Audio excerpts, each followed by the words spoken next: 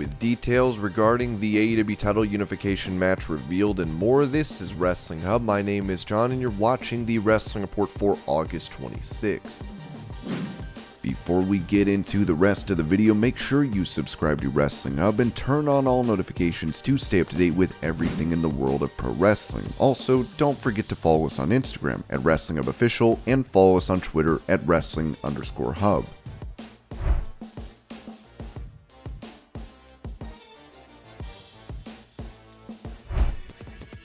Talking about Kenny Omega and the Young Bucks on his podcast, Matt Hardy mentioned those that dislike the trio, saying they're very polarizing, all three of them. Kenny Omega, Matt Jackson, Nick Jackson, the Young Bucks, people who don't get how good they are. They're just missing out, and they do not get pro wrestling. They may think they get pro wrestling, but they do not. If you were hating on Kenny Omega, Matt Jackson, and Nick Jackson, you're a moron. I mean, it is what it is. They are great, and I will defend them to my dying day. Because they are amazing. They are all groundbreakers. They have set so many trends. The three of those guys are one of the major reasons AEW is in existence. They really are. And the stuff they did in New Japan was fantastic, and they've all broken so many boundaries. They've gone so much further than anybody thought they would. So I'm going to say it again. If you dislike Matt Jackson, Nick Jackson, and Kenny Omega, you are an idiot.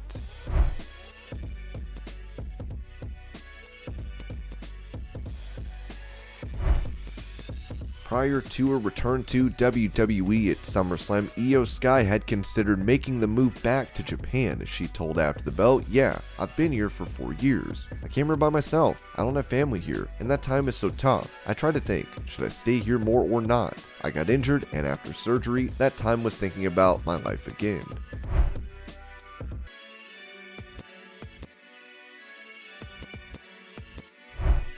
Speaking about potential main roster call-ups in WWE, Dave Meltzer noted in the Wrestling Observer newsletter that the entire Legado group with Santos Escobar, Joaquin Wilde, Cruz del Toro, and Electro Lopez is going to the main roster. Other names that have been talked about in that regard are Solo Sikoa and Indi Hartwell, although no time frame for either.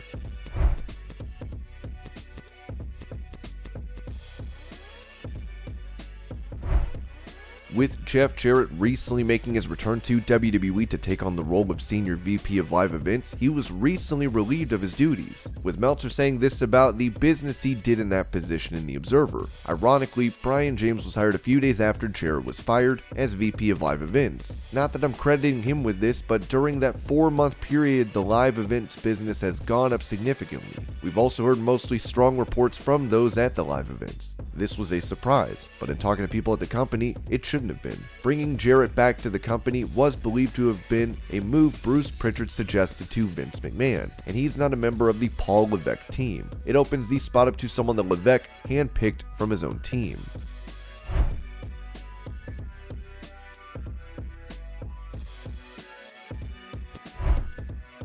With him suffering a back injury in 2015, former WWE star Braun Strowman is still in the process of rehabbing as he posted this video of him undergoing nerve testing. So the end of 2014, I had a bulging disc in my L5S1 was bulging, and then right after the first year, it popped a little bit and cut into my sciatic nerve.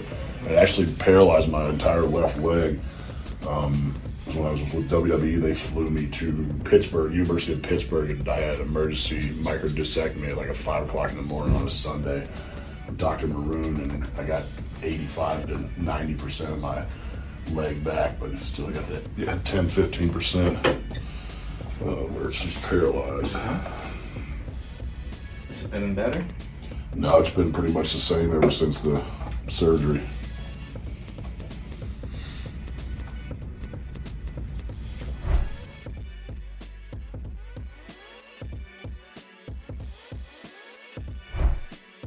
Smackdown is set to take place tonight as Sean Ross Sapp of Fightful has provided a report on what is expected to take place for this set of double tapings. Xavier Woods is set to return on the first show. Ricochet vs. Happy Corbin and the Women's Tag Tournament 4-Way are set for show 1. The Viking Raiders are planned for a match on the second show. JBL is set to appear on the second show. Ronda Rousey's suspension is supposed to be lifted on the second show. A Roman Reigns 2-year title celebration is planned for the second show. The last we heard is that arrivals for this are to be threaded throughout the show. A skybox is set to be implemented for the first show. Drew McIntyre, Sheamus, New Day, Street Profits, Roman Reigns, Ricochet, Happy Corbin, Dana Brooke, Tamina, Shotzi, Xia Li, Nikki ASH, Sonya Deville, Natalya, Doudrop, JBL, Adam Pearce.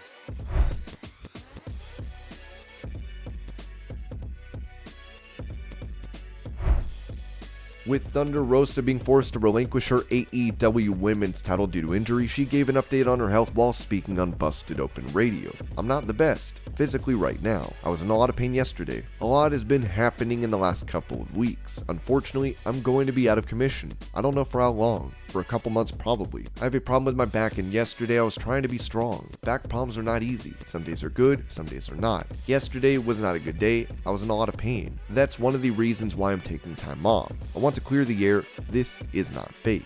This is not a work. I'm not comparing injuries to injuries. If I could walk, I could work. Dr. Sampson, he didn't clear me to wrestle. I'm not cleared to wrestle. It's not that I don't want to do a match on Sunday. I can't walk. It's a shame that this is being put on social media, not only to discredit me as an athlete, but also discredit me as a wrestler. I want to walk when I'm 40. I have the right to say no, I can't walk, I can't do it. I don't want to have surgery. If we keep doing this and going through the pain, then I'm going to be out for longer. I don't want to do that."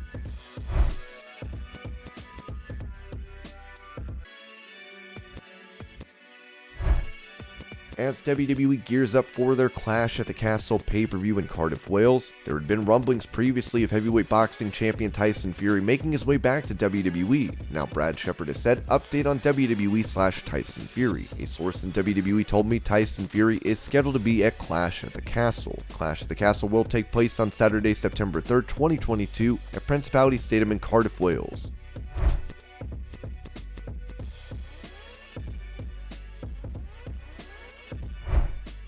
With AEW having taken multiple shots at WWE over the years, NWA owner Billy Corgan spoke on Insight about the possibility of AEW getting a response to this from the new head of creative in WWE, Triple H. "I do know, well, this is speculation. I do know as AEW has gone out of their way to pick fights with the WWE world, and the WWE world has not responded. I don't think that will continue under Triple H. I don't feel that he is the type of personality that will let people sock him in the chops over and over again, and he's not going to respond. He was in Generation X, and I think he was a big part of that sass that they had. I think there is business there as well. It is blow for blow and competitive."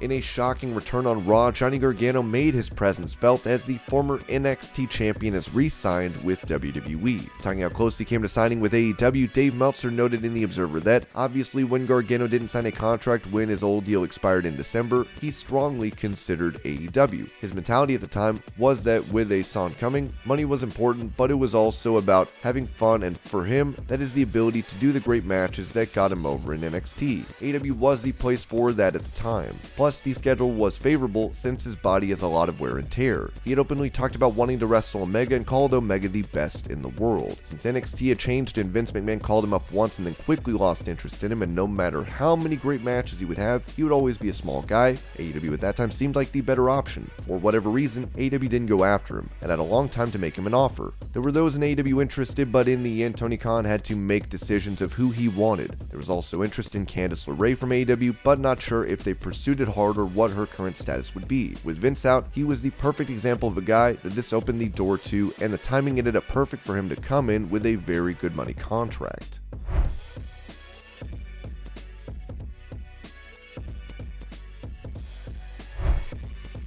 With AEW President Tony Khan holding a meeting prior to this week's Dynamite to address issues in the company, it was noted in The Observer that Khan said he won't be a pushover. One wrestler noted to us that Khan made it very clear he was not going to be a pushover for demands by the talent. There have been a lot of instances where talent of late has made demands on what they want in regard to the pay-per-view, and in some cases Khan has done that thinking the proposed ideas are better, and in others he hasn't.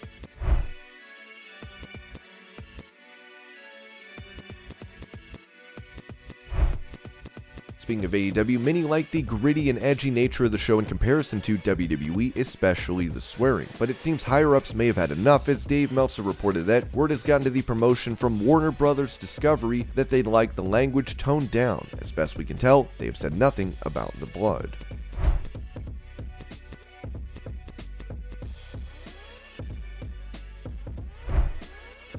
When it comes to the AEW title unification bout where Jon Moxley defeated CM Punk in a matter of minutes, Dave Meltzer explained what went into putting this bout together. A rematch between the two will headline All Out on September 4th in Chicago. The announcers gave Punk a backstory of perhaps coming back too soon. He limped out to the ring, and no doubt the story of the Chicago match is that he goes uninjured. This was not the original plan as far as doing the television match and this type of match. It wasn't a ratings ploy, although the timing was such that they definitely wanted to boost ratings as much as Moxley becoming the real champion, and he personally hated the interim thing, and it being a way to tell a different story. Some didn't like the short match, others did. Some felt it would hurt doing a pay-per-view rematch just 11 days later, and others felt the nature of how the match was done, being kept short and having an injury, puts more doubt and helps the pay-per-view. Anyway, that answer to at least an extent will be determined shortly after the show. And this was your pro wrestling news update. I hope you're all having a great day. Thank you so much for watching, and I'll see you later.